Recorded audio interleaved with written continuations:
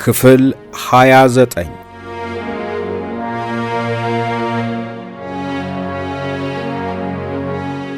በሌላ ጊዜ የዋርድያ ምደባና ቁጥጥር ስናደርግ በአንድ ጊዜ ሁለት ዋርድያዎች እንዲቆሙ የሚያስፈልጉበት ቦታና ጊዜ ነበረ። ሁለት ዋርድያዎች በአንድ ላይ ሆነው ለ2 ሰዓት ይጠብቃሉ። አንድ ቀን ሁለት ዋርድያዎች በምናስወጣበት ጊዜ አንድ የፓርቲ ኮሚቴ አባልና አንድ ሌላ ጓድ አብረው ዋርድያ ተመደቡ። ሁለቱ የቅርብ ጓደኛ ማቾች ነበሩ። ጓዱ በጣም ጥሩ ሰው ሲሆን ተጫዋች፣ ትዕግስተኛ፣ ሲናገር ረጋ ያለ ብስለት ያለው ነበረ። ታዲያ ሁለቱ በአንድ ላይ ነበር ዋርድያ የሚቆሙት። ጥበቃውን የሚረከቧቸው ተረኞች በሚቀያየሩበት ጊዜ አንዱን ብቻ በጥበቃ ላይ እንደሚያገኙት ነገሩኝ። በዋርድያ ላይ የሚመጣ ቸልተኝነትና ስህተት ሁሉንም ጓዶች አደጋ ውስጥ የሚከት ችግር ሊፈጥር ስለሚችል በቀላሉ የሚታለፍ አይሆንም። መረጃውን ይዤ በደንብ አጠናሁና እነርሱ በሚወጡበት ጊዜ ከሚቀይሯቸው ዋርድያዎች አንዱ እንዲቀሰቅሰኝ ነገርኩት። እንዳልኩትም ቀሰቀሰኝ። ከግማሽ ሰዓት በኋላ ሲሄድ አንደኛው ጓድ እየጠበቀ የፓርቲው ኮሚቴ አባል ግን ተኝቶ ደረስኩኝ። የታል ካንተ ጋር የተመደበው ጓድ? በየተራ ሳይሆን ሁለታቸውም በአንዴ እንድትጠብቁ ነው የተመደባችሁት ብዬ ጓዱ ላይ አፈጠጥኩበት። እኔ ተነስቼ የጠበቅኩኝ ነው፣ እሱ አልተነሳም። ታዲያ እኔ ምን አድርግ ትለኛለህ? አለ ጓዱ። ከዚያ እሱን ትቼ ያን ጓድ ሄጄ አንተ ለምንድነው ዋርድያ ጠብቅ ተብለህ ዝም ብለህ የምተኛው? ለምን አልተነሳህም ብዬ ጠየቅኩት። ማንም አልቀሰቀሰኝም አለ። ያም ሆነ ይህ ሁለት ሰዎች በአንድነት እንድትጠብቁ ተመድባችሁ አንተ ለብቻ እሱ ለብቻ እየተቀያየራችሁ እንደምትጠብቁ በደንብ አውቀነዋል አልኩት። እባክህ ዝም በል፣ ጋኖች አለቁና ምንቸቶች ጋን ሆነው ብሎ ተረተብኝ። ግልጽ ስድብ ነበረ። ጠዋት ያንኑ ለሰለሞንና ለአብዮ ነገርኳቸው። ጌትነት በድንግለት ቶክስ ላይ ስለተመታና ቁስለኛ ስለሆነ የአብዮ የኃይል መሪ ሆኗል። ሌላ ምክትል የኃይል መሪ ግን አልተመደበም። ማታ እንደምንነጋገርበት ተነገረኝ። ማታ ሂስና ግለሂስ ይደረጋል ብዬ ስጠብቅ ምንም ነገር አልነበረም። በዚህና በመሳሰሉት በሁለታችን መካከል ትልቅ ቅራኔ ተፈጠረ። ሊያሾፍ ሲሞክር ብርሃነ አባይ ብርሃነ ወልቃይት ላይ የኃይል አመራር ሆኖ በውጊያ ላይ ተሰውቷል። በጣም ተናደደና አሁንስ አበዛኸው ብሎ የክላሹን አፈሙዝ አፍንጫው ላይ አድርሶ ሊሰካበት ምንም አልቀረውም። ሁለታችንም በጣም ተናደድን። ምክንያቱም ሂስ እንኳን እንዲሰጠው አልተደረገም። ሌሎቹ ለምን ዝም እንዳሉ ወይም ለምን እንደፈሩ አልገባኝም። እኔን የበለጠ ያበሳጨኝ ይሄ ነበረ። ምክንያቱም ሕግና ደንብ የሚባለው ነገር በሁላችንም ላይ እኩል ነው መተግበር ያለበት። እያደር ግን ነገሮች መስመራቸውን ስተው እየወጡ መጥተዋል። እንደዚህ አይነት የመናናቅ ችግር በእኔና በእሱ መሃል ብቻ ሳይሆን በሌሎችም መካከል መታየቱ እየተዘወተረ ሄዷል። ችግሩ ተባብሶ በየጋንታው ስለተስፋፋ በኃይል 500 ውስጥ ከፍተኛ መከፋፈል ተፈጠረ። ለምሳሌ እንደዚህ አይነት ሁኔታ ከማያስደስታቸው ጓዶች መሃል ጸዳለ፣ አዳል፣ እንግዳ ወርቅ፣ ሊበንና ብርሃኑ እባካችሁ ይሄ ትክክል አይደለም፣ ጓዶችን አትከፋፍሉ፣ እነርሱም ዕድል ቢያገኙ ኖሮ የሁለተኛ ደረጃ ትምህርት ጨርሰው ዩኒቨርሲቲ ይገቡ ነበረ። ነገር ግን ከትምህርት ቤት በቀጥታ ወደ ትግል ስለመጡ ነው። ስለዚህ እነርሱን ማግለል ትክክል አይደለም በማለት የተሳሳተ አቅጣጫ የያዙትን የፖለቲካ ጉዳይ ኃላፊዎች ለማረም ይታገሉ ነበረ። ይሄ ዝንባሌ በሌሎች ኃይሎችም የታየ ቢሆንም በኃይል 500 ግን በጣም ጎልቶ ወጣ። ቅራኔው በጣም እየከረረ ሲሄድ ችግሩ የፖለቲካ ጉዳይ ኃላፊዎቹንም መከፋፈል ጀመረ።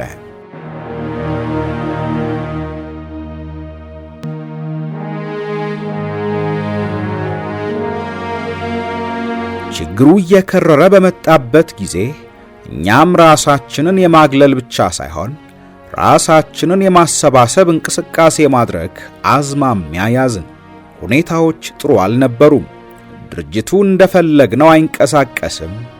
የከተማው ትግል ከፍተኛ ደረጃ ላይ መድረሱን እንሰማለን። የገጠሩ ግን በጣም ተዳክሟል። ከገጠር ገጠር ከመንደር መንደር እየሄድን መብላት ሰልችቶናል። ትግል ካለ መሞትም መቁሰልም አለ። ጠላት ወዳለንበት ቦታ ካልመጣ እኛ መሄድ እንጂ እስኪመጣ መጠበቅ ትክክል አይደለም። ስለዚህ እስከ መቼ ነው እንደዚህ የምንሆነው የሚል ማጉረምረም ነበረ። እንዲያ በትንሽ በትልቁ መከፋፈልና ለመግባባት እንዲሁም መፈራራት እያደገ ሲመጣ ተስፋ መቁረጥና ጭንቀት በብዙዎች ላይ የሚታይ ችግር ሆነ። አልታዘዝም፣ መሐይም የገጠር ልጅ፣ የደርግ ወታደር፣ የአመራር ተላላኪ እያለ ቅጽሉ ሌላ ቅጽል እየጨመረ ሲሄድ ሁሉም በትናንሽ ቡድንና ሐሳብ ውስጥ መዋጥ ጀመረ። ይህ ስሜት ወደ የክፍሉ ለመዛመት ጊዜ አልወሰደበትም። የክፍለ ሕዝቢ ወይም ደግሞ የደህንነት ጓዶችን በምናገኝበት ጊዜ እናንተ ዝም ብላችሁ ነው እንጂ ድርጅቱ ፈርሷል፣ የከተማ መዋቅሩ ተበትኗል ብለው የሚነግሩን ጓዶች ነበሩ። የትግል ስሜታችን እየቀነሰ በሄደ ቁጥር አንዳንዶቻችን የመሰናበት ጥያቄ ማንሳት ጀመርን።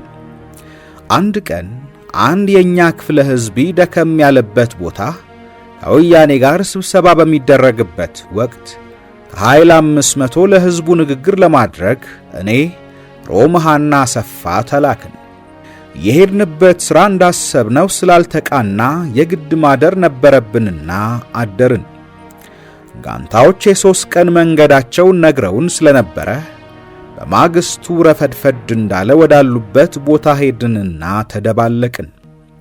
እንደደረስን ድላይ መጣችና ናስኪ አለችኝና የት ነው ያደራችሁት ብላ ጠየቀችኝ። ውይይቱ በጣም ስለቆየና የሕዝቡ ሁኔታ ጥሩ አዝማሚያ ላይ ስላልነበረ ሁኔታውን ለማረጋጋት የወያኔ ሰዎችን በመምጣታቸው ከእነርሱ ጋር መነጋገር ነበረብን። እዚያው አመሸን። ሲመሽ ደግሞ ገበሬዎች አድራችሁ ሂዱ ብለው አስገደዱን አልኳት። ጠዋት 3ቱም ከዱ ተብሎ ሹክሹክታ በዝቶ ነበረ። አሁን ስትመጡ እኮ ሁሉም አፍሮ ዝም አለ። ስሰማ በጣም ነው ያዘንኩት። እንዴት አማኑኤል ሳይሰናበተኝ ዝም ብሎኝ ይሄዳል ብዬ ግራ ገባኝ አለችኝ። ምን ነው እስከዚህ ድረስ ዝም ብለው ይከዳሉ የሚሉን አልኳት። በቃ እየተበሳጫችሁ እንደሆነ ሁሉም ያውቃል፣ ለዚህ ነው አለችኝ። ከክፍለ ሕዝቢ ጓዶችም ይሄ ድርጅት ችግር ውስጥ ነው፣ ሊመራን የማይችል ከሆነ አንድ ነገር ለምን አናደርግም? ለምን የራሳችን ድርጅት ፈጥረን እዚህ ትግራይ ውስጥ አንንቀሳቀስም? የሚሉ ጥያቄዎች ማንሳት የጀመሩበት ሁኔታም ነበረ። ለአንድ ቀን የተላክንበት ቦታ ለ2 ለ3 ቀን ቆይተን ምን ማድረግ እንዳለብን መነጋገር ጀመርን። በዚያው ሰሞን በመንገድ ላይ ያለን ጴጥሮስ የሚባል የብዙሃን ድርጅት አባል የነበረ ወደ ብዘት አካባቢ መጣና ለብቻ ያነጋገረኝ። ድርጅቱ እየፈረሰ ነው። ይሄ ድርጅት እኛን መርቶ ወደ ድል ሊያደርሰን አይችልም።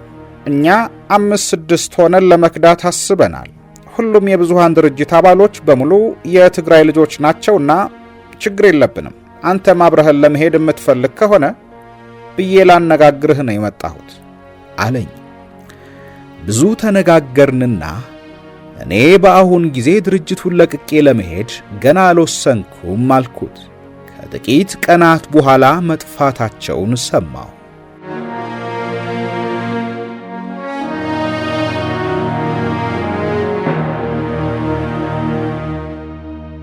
ወደ አሲምባ ስንሄድም በጉሎ ማክዳ አካባቢ የነበሩ ጓዶችም እየጠፉ ነበረ። ክፍለ ሕዝብ የነበሩ ጓዶችም ጠፍተዋል። ብዙ በሚታየው ነገር ሁሉ በጣም እየተበሳጩ በአንድ ወር ጊዜ ውስጥ ብዙ የትግራይ ጓዶች እየከዱ ወደ ኤርትራ ሄዱ። የተደረገው የእርማት እንቅስቃሴ ግቡን አልመታም ተብሎ በብዙ የሰራዊት አባላት ጥያቄዎች ተነስተው ነበረ። በተለይ የኃይል 400 የአንጃ ሁኔታ ጎልቶ ወጥቷል። ኃይል 400 ማለት የፖለቲካና የወታደራዊ ትምህርት ስልጠና የሚወስዱ አባላት የያዘች ኃይል ነች። ስራቸው ደግሞ ውይይት ስለሆነ ሁሉንም ነገር ይወያዩበታል። ድርጅቱ እንደሚፈለገው አይንቀሳቀስም፣ የተሳሳተ መንገድ እየተከተለ ነው፣ በዚህ ሁኔታ ደግሞ ድል ሊያደርግ አይችልም የሚሉ ሐሳቦችን አንስተዋል። ታኅሳስ 1970 ዓመተ ምህረት ላይ በአመራሩ ጸጋዬ ደብተራው፣ አንበርብር፣ ፀሐዬና ጌዴዎን ያሉበት ኮሚሽን ተቋቁሞ የኃይል 500ን ችግር ለመፍታት ወደ አድዋ መጡ። ችግሩን ለመፍታት ለተወሰኑ ቀናት ከኛ ጋር ቆይተው ከጋንታ ጋንታ እየዞሩ ሁሉንም አነጋገሩና ያለንበትን ሁኔታ ጠይቀው ነገርናቸው።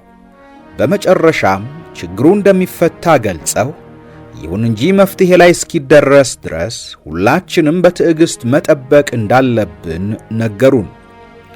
በመካከል እኔና ሰፋ ወደ አሲምባ ተላክን። ከመሄዳችን በፊት ጸጋዬ ደብተራው ለብቻዬ ጠራኝና አሁን ሁሉንም ነገር አሻሽለሃል። ያላሻሸልካት ነገር አንድ ብቻ ነች። እሷም የጓደኝነትና የድርጅት ፍቅር አለመለየትህ ነው። ጓደኞችህን ትወዳለህ፣ ድርጅትህንም ትወዳለህ። ጓደኞችህ እየመጡ አብረሃቸው እንድትከዳ ይጠይቁሃል። አንተ ግን አልወጣም አልሄድም ትላቸዋለህ። እነሱ ሲሄዱ ግን ዝም ትላለህ እንጂ አሳልፈህ አትሰጣቸውም። ስለዚህ ከድርጅቱና ከጓደኝነት ፍቅር ለየትኛው ቅድሚያ መስጠት እንዳለብህ ከአሁን በኋላ እንድታስብበት እፈልጋለሁ። አንተን ለወደፊቱም በጣም እንፈልግሃለን አለኝ።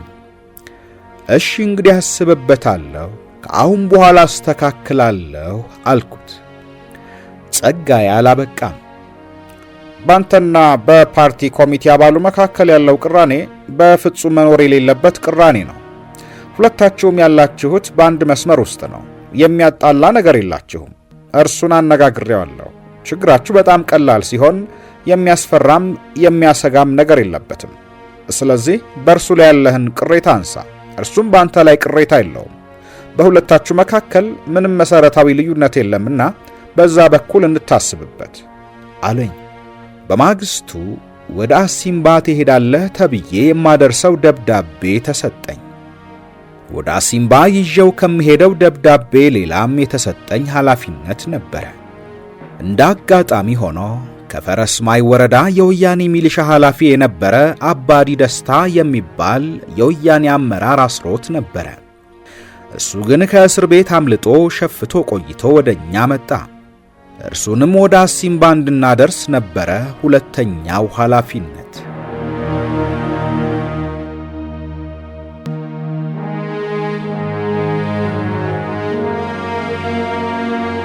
ወደ አሲምባ ለመሄድ እየተዘጋጀን እያለ ምክትል የፖለቲካ ጉዳይ ኃላፊው ብርሃኑ ደቦጭ መጣ። አማኑኤል አንድ ጊዜ ላነጋግርህ አለና ለብቻዬ ጠራኝ። ነገ ወደ አሲምባ እንደምትሄድ ታውቃለህ አለኝ። አዎ አውቃለሁ። አባዲን ይዘህ እንደምትሄድ ታውቃለህ? አመራሩ የሚሰጥህ ደብዳቤም አለ። እሱን ይዘህ ነው የምትሄደው። አዎ። ለነማን እንደምትሰጥ ታውቃለህ? እሱን እነሱ ይነግሩሃል። አሁን ግን እኔ አንድ ሚስጥር እነግርሃለሁ። ይዘህ የምትሄደው ሰው ወንጀለኛ ነው። ወንጀሉን እርሱ አያምንበትም። እኛ ግን ትክክል መሆኑን አውቀናል። ወያኔዎች እርሱን ያሰሩበት ምክንያት ባሏ የሞተባት የቄስ ሚስት ስለደፈረ ነው። ሴትዮዋ 2 ልጆች ታሳድጋለች። በሀገሩ ባህል የቄስ ሚስት ካላፈረሰች በስተቀር ለቄስ የሚሰጠው ግብርና መሬት ይሰጣታል። በዛ ልጆቿን ታሳድጋለች። ካመነዘረች ወይም ሌላ ባል ካገባች ግን አይሰጣትም። ስለዚህ እርሱ ጥቂት ሚሊሻዎችን አስከትሎ ሄዶ ቤቱን ከቦ ቢደፍራትም ለነርሱ ግን አልደፈረኝም ብላለች። ምክንያቱም ደፈረኝ ካለች መሬቷን ትነጠቃለች። እነርሱ ግን እንደደፈሯት በደንብ ስላወቁ አስረውት ነው የሄዱት። ሴትዮዋ ለኛ እንደደፈራት ነግራናለች።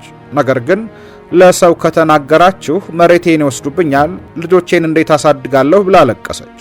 ስለዚህ ይሄ ይዘኸው የምትሄደው ሰው ወንጀለኛ ነው። መንገድ ላይ ወያኔዎች ካገኙና እርሱን እንወስደዋለን ካሉ ስጣቸው፣ ይግደሉት። እንዲያውም አንተ ራስህ ግደለው። እኔ ድርጅቱ ለምን እንደተቀበለው አላውቅም እና ለእርሱ ብለህ ከወያኔዎች ጋር ተጣልተህ አደጋ ውስጥ እንዳትገባ አለኝ። በማግስቱ ደብዳቤዎቹ ተሰጡኝና ለፀሐዬ ወይም ደግሞ ለዳዊት እንድሰጥና በምንም ምክንያት ግን ለመዝሙር እንዳልሰጥ ተነገረኝ። ከአሰፋ ጋር ተጉዘን ብዘት ስንደርስ በገበያ ቀን የኃይል 400 ጓዶችን አገኘናቸው። ከእነርሱ ጋር ሰላምታ ተለዋውጠን ወደ አጋሜ ስንሄድ ደግሞ ሰግላት እንደደረስን ከኃይል 58 አባላት ጋር ተገናኘን። እነርሱ ጋር የአመራር አባል የጠቅላይ ፓርቲ ኮሚቴ አባል የሆነው ዘለቀ እየጠበቀኝ ነበርና ጠርቶ አማኑኤል አንተ ነህ ብሎ ጠየቀኝ። ከዘለቀ ጋር ከዚህ በፊት ተገናኝተን አናውቅም ነበረ። አዎ አልኩት። አንድ ጊዜ ወደ ቤት እንሂድና ላነጋግርህ እፈልጋለሁ አለኝና ቤት ውስጥ ይዞኝ ገባ። ያመጣሃቸው ደብዳቤዎች አሉ ሲል ጠየቀኝ። አዎ ላነበው ፈልጌያለሁና ትሰጠኛለህ? አንተ ማን እንደሆን ካላውቅም እንዴት እሰጥሃለሁ አልኩት። ሳቃለና እኔ ዘለቀ እባላለሁ የአመራር አባል ነኝ በማለት ነገረኝ። እኔ ግን ላንተ ስጥ አልተባልኩም። ግድ የለህም ለእኔ ልትሰጠኝ ትችላለህ ሲለኝ እሺ ብዬ ሰጠሁት። ደብዳቤዎቹን ቀዶ አነበበና እንደገና አሽጎ መለሰልኝ። ከእነርሱ ጋር አድረን በቀጣዩ ቀን ከኃይል 58 3 ጓዶች ተሰጡንና እርሱም ከኛ ጋር አብሮን ሆኖ ወደ ዳህዋን ሄድን። በመንገዳችን ላይ ዘለቀ የትግራይ ጓዶች ድርጅቱን እየለቀቁ ናቸው፣ እኛ በማናውቀው መንገድ ያስቀየምናቸው ነገር ይኖር ይሆን ብሎ ጠየቀኝ። ያልተማረ የተማረ እየተባለ ነው ልዩነት የተፈጠረው አልኩት። እንደሱ ከሆነ ግድ የለም እናስተካክለዋለን፣ አይዟችሁ አለኝ። ዳህዋን እንደደረስን ዘለቀም ከኔ ጋር እንዳለ ራስህ ቀደም እንዳነበብከው ንገራቸው አልኩትና ለተባሉት አመራሮች በፊቱ ደብዳቤውን ሰጠኋቸው።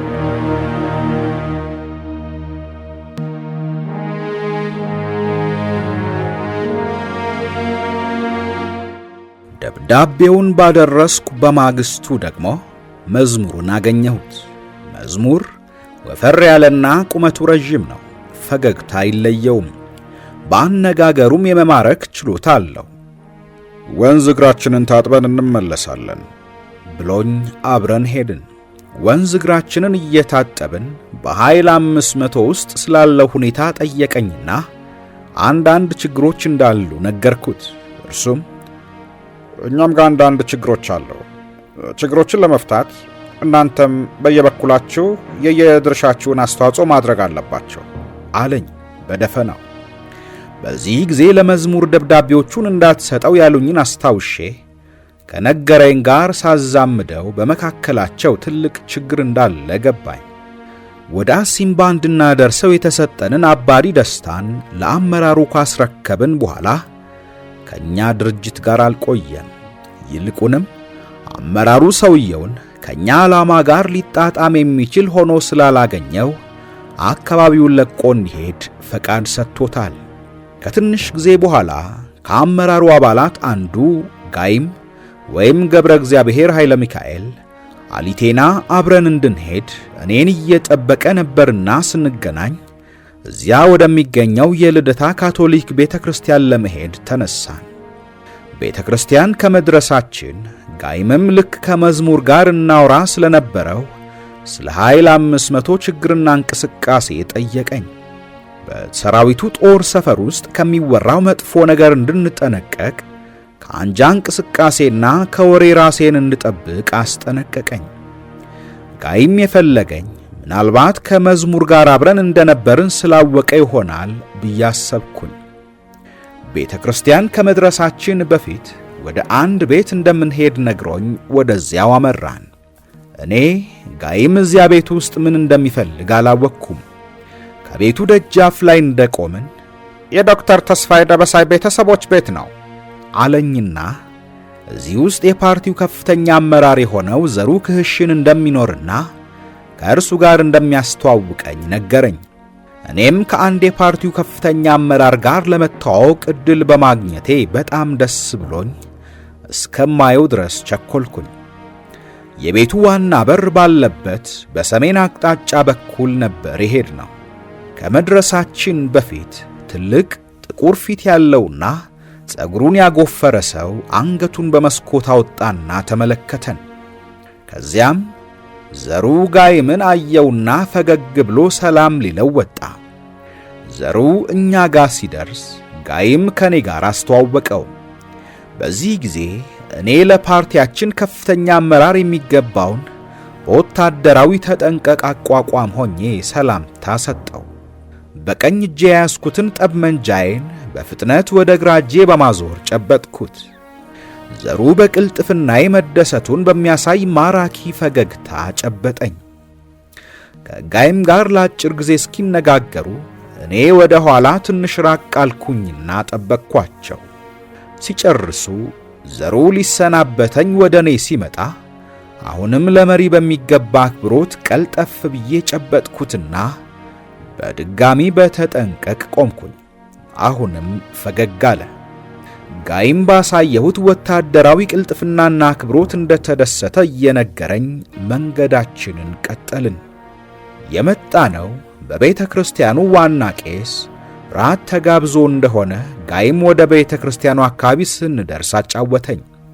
ከራት ግብዣው በኋላ የጸሎት ሥነ ሥርዓትም እንደሚደረግ ነገረኝ። ልደታ ካቶሊክ ቤተ ክርስቲያን የብዙ ዓመታት ዕድሜ ያላትና በኢትዮጵያ የመጀመሪያዋ የካቶሊክ ቤተ ክርስቲያን ናት። ስንደርስ ዋናው ቄስ ተቀበሉንና ወደ ምግብ አዳራሹ እየመሩ ይዘውን ገቡ። አዳራሹ ውስጥ 3 በረዥም ቁመት የተደረደሩ ጠረጴዛዎች ይታያሉ። በግራና ቀኝ በኩል ካሉት ወንበሮቻቸው ላይ የደንብ ልብስ የለበሱ ወደ 200 የሚጠጉ ተማሪዎችና የቤተ ክርስቲያኑ አገልጋዮች ተቀምጠዋል። በአንድ ጥግ በኩል በየአይነቱ ምግብ የተደረደረበት ጠረጴዛ አለ። ተረኛ አስተናጋጆቹም ዝግጅታቸውን ጨርሰው የእራት ሥነ ሥርዓት እስኪጀመር በአንድ በኩል ተሰልፈው ቆመዋል።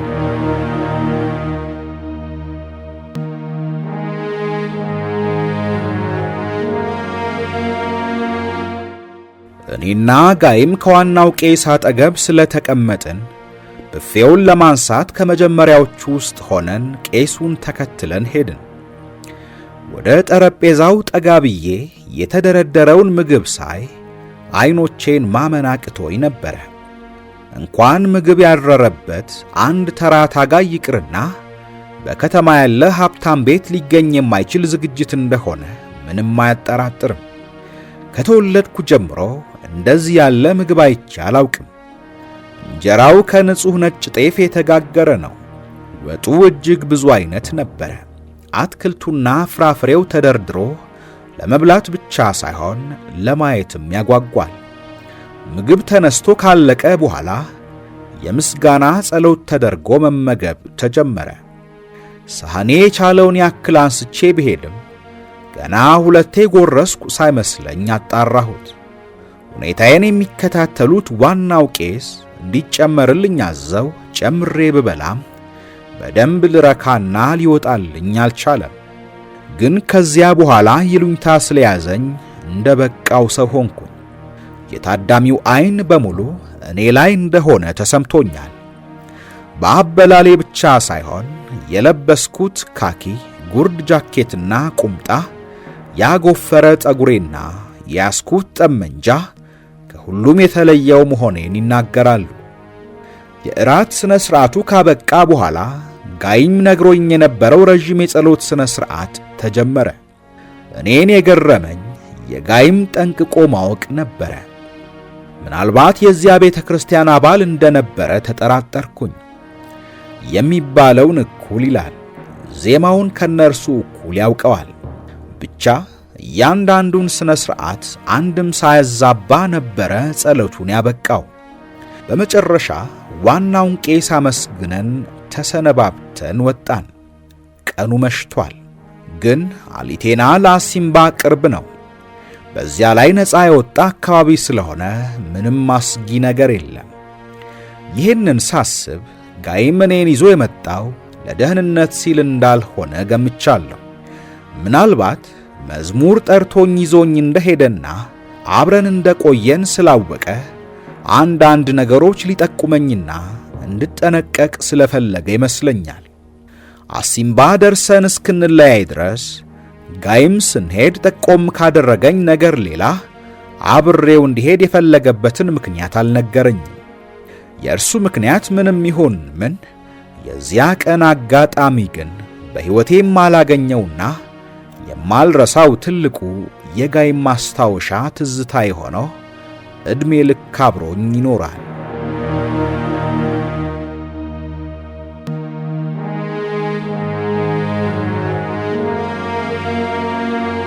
እኔና አሰፋ አሲምባ 2 ቀን አረፍንና ወደ ክልተ አውላሎ ተላክን። ወደዚያ የምንሄድበት ምክንያት ግዳይ ጨጓር ከኃይል 500 ወደ ክልተ አውላሎ ለእረፍት ብሎ እንደሄደ በዚያው ስለቆየ ነጸጋዬ ደብተራው ሄዳ አነጋግረውና እንዲመለስ አድርገው ብለውኝ ነበረ። እኛ መተን ኃይል 500 ውስጥ ያለውን ችግር እንደፈታነው ንገረው አለኝ። እኛ ወደ እርሱ ስንሄድ ሳእሲ ላይ ግዳይን ከኃይል 66 ወደ አሲምባ እየመጣ አገኘ ነው። እርሱን ይዘን ብዘት ስንሄድ ታሪኩን አገኘ ነው። ታሪኩን ስናናግረው በድርጅት ውስጥ ስለተፈጠረው ችግር በግልጽ ነበር ያስረዳን። የእርምት እርምጃ የማይወሰድ ከሆነ ግን የድርጅቱ መውደቅ አይቀሬ መሆኑንም አጠንክሮ ነገረን። ኃይል 500 ውስጥም የኛ ሰዎች አሉ፣ ያነጋግሩሃል፣ ብዙ ችግሮች አሉ። ድርጅቱ ግን ትልቅ ትግል እያደረገ ነውና ይፈታል ብዬ አግባባሁት። የታሪኩ እውነተኛ ስም ከድር ነበረ። በኋላ ላይ በአንጃነት ምክንያት በሰራዊቱ ተገደለ። ብዘት እንደደረስን ከኮሚሽን አመራሮችና ከኃይል 500 ጋር ተገናኘን። የጠፓኮ አባል ከሆነው ከጌዲዮን ጋር አንድ ሻይ ቤት ገብተን ሁሉም ነገር እንደተፈታና ችግሩ እንደተቃለለ ነግሮኝ የስንብት ጥያቄን እንዳነሳ ጠይቆኝ ተስማማው። በ1970 ዓመተ ምህረት የካቲት ወር መጀመሪያ ላይ የፖለቲካ ኮሚሳሩ ሰለሞን በከተማው የፓርቲ ኮሚቴ ምስጢራዊ ስብሰባ ላይ ለመገኘት ነበለት ይሄድ ነበረ። እኔና ብርሃኑ ሰለሞንን አጅበን እንድንሄድ ተመደብን። ወደ አመሻሹ ላይ ነበር የተነሳ ነው። እኔ ከፊት ሰለሞን ከመሃል ብርሃኑ ደግሞ ከኋላ ሆኖ ጉዞ ተጀመረ። ሰለሞን ስብሰባው ላይ ተሳትፎ በሰላም እስኪመለስ ድረስ ኃላፊነት ነበረብን። እኩለ ሌሊት ሊሆን ትንሽ ሲቀር ነበለት ደረስንና ሰለሞንን ስብሰባው የሚካሄድበት ቤት አስገብተነው እኛ በሁለት አቅጣጫ ቆመን አካባቢውን መጠበቅ ያዝን። እኔና ብርሃኑ ወደ ቤት ውስጥ አልገባንም። ተሰብሳቢዎቹንም አላየናቸውም። ስብሰባው ረዘም ያለ ጊዜ ወስዶባቸው ከሌሊቱ 10 ሰዓት አካባቢ ተጠናቀቀና ሰለሞንን አጅበን ተመለስን። ከነበለት ስንመለስ አሲምባ ደርሶ የመጣው አስፋሃን አግኝቼ ሳናግረው ሰራዊት የመቀየጥ ምደባ እንደተደረገና ምድቡ እንደተነገረው ገልጾ አንተም ወደ ሌላ ኃይል ተቀይረሃል ብሎ ነገረኝ። የተመደብኩበትን ኃይል እንዲነግረኝ ጠየቅኩት። ጋንታ 26 ወደምትባል ወደ በጌ ምድር በምትሄድ ጋንታ ውስጥ እንደተመደብኩኝ ነገረኝ። ደነገጥኩኝና ለምንድነው ካለሁበት ኃይል ቀይረው ያውም ወደ ጎንደር ሊልኩኝ የፈለጉት የሚል ሐሳብ ገባኝ። ከኃይላችን የፖለቲካ ኃላፊ ከሰለሞን ጋር በጣም ስለምንግባባና ስለምንቀራረብ የሰማሁትን ነገርኩትና ሐሳብ እንደገባኝና ነገሩም ደስ እንዳላለኝ ገልጬለት የሚያውቀው ነገር እንዳለ ስጠይቀው ማን ነገረ አለኝ። አስፋሃ ከአሲምባ ሰምቶኔ ነገረኝ አልኩት። ያንተ ምደባ እውነትም ከሆነ ለጥሩ ነው እንጂ ለመጥፎ አይደለም። ስለዚህ ምንም አትስጋ፣ ምክንያቱን ቀስ ብለህ ታውቀዋለህ። መቸኮል አያስፈልግም አለኝ። ይሄን ስሰማ ተረጋጋሁና ሄድኩኝ።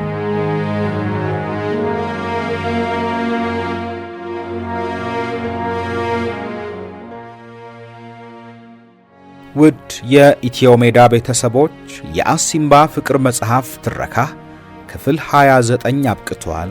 በቀጣይ ክፍል 30ን ይዘንላችሁ እንቀርባለን። ውድ ቤተሰቦቻችን ቻናላችንን ሰብስክራይብ፣ ላይክ፣ ሼር እንድታደርጉ ሐሳብና አስተያየቶቻችሁንም እንድታጋሩን በአክብሮት እንጠይቃለን።